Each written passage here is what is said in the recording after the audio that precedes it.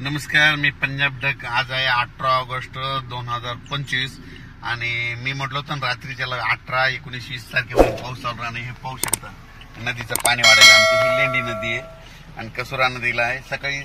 सकाळी मुद्दाम शेताकडे चक्कर आणली. तर या ठिकाणून माझ्या महाराष्ट्रातल्या शेतकऱ्याला अंदाज देतो.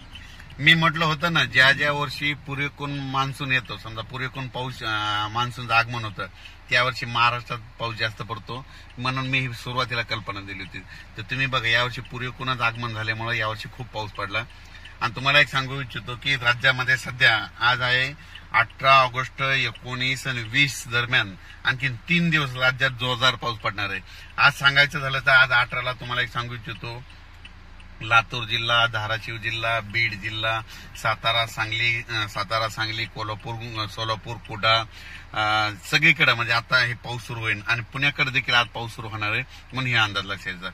त्याच्यानंतर आता हे पाऊस सांगायचं झालं तर राज्यात सगळीकडे सुरू आहे. पण तुम्हाला सांगतो जास्त आता कुठं पडेल, आता जास्त पडेल आज संभाजीनगर जिल्ह्यामध्ये, त्याच्यानंतर जळगाव जिल्ह्यामध्ये, नंदुरबार जिल्ह्यामध्ये, धुळे जिल्ह्यामध्ये, नाशिककडे खूप पडणार आहे. त्याच्यानंतर नांदेड, हिंगोलीकडे देखील आज म्हणजे आता सध्या पाऊस आणि रात्री पडलेला देखील असं. म्हणून हे लक्षात येतं. पण राज्यात सांगायचं झालं तर 18, 19, 20 आणखी 3 दिवस पावसाचे येत आहेत. म्हणून हे अंदाज लक्षात येतं. आजचा मात्र जरा जोराचा पाऊस पडणार आहे. रात्री आणखीन याची स्पीड वाढणार आहे.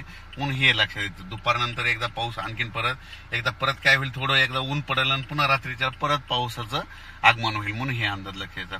पण राज्याच्या शेतकऱ्याला सांगू इच्छितो की हा पाऊस असा का करायला, म्हणजे इतका अचानक इतका कमी वेळात जास्त कशामुळे पडायला. मी पहिल्यापासूनच म्हणलो होतो की प्रतीचं वाढतं तापमान ग्लोबल वॉर्मिंगमुळे काय झालं, या तापमानामध्ये वाढ व्हायली. तापमान वाढलं की गरमी वाढली की हवेचे कमी दाब तयार होतात, लगेच बाष्प खेचले जाते. म्हणून महाराष्ट्रामध्ये पाऊस वाढायला.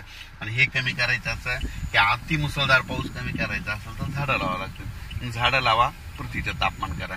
जोपर्यंत लोक झाडं लावित नाही तोपर्यंत हे अवकाळीचं प्रमाण हे असं कधी कमी होणारच नाही.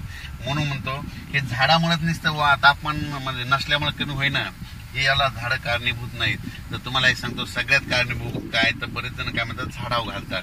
तर तुम्हाला एक सांगतो, सिमेंटचे रोड झाले, सिमेंटचे घर झाले, जागतिकीकरण झालं, कारखानदारी वाढली, वाहनं वाढले, औद्योगिकीकरण झालं, मोठे मोठे हायवे रोड सुरू झाले.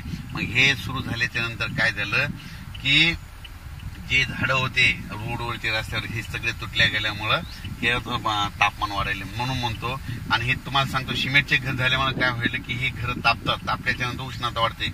वाहनामध्ये एसी वाढलं की एसी म्हणजे ही गाडीचं तापमान जवळपास 5 फुटामध्ये ही तापल, म्हणजे शेवटी तापमान वाढायलेत. म्हणून भविष्यामध्ये हे तापमान करण्याच्या झाडं लावावं लागतील. म्हणून हे माहीत असं म्हणून सांगितलं. पण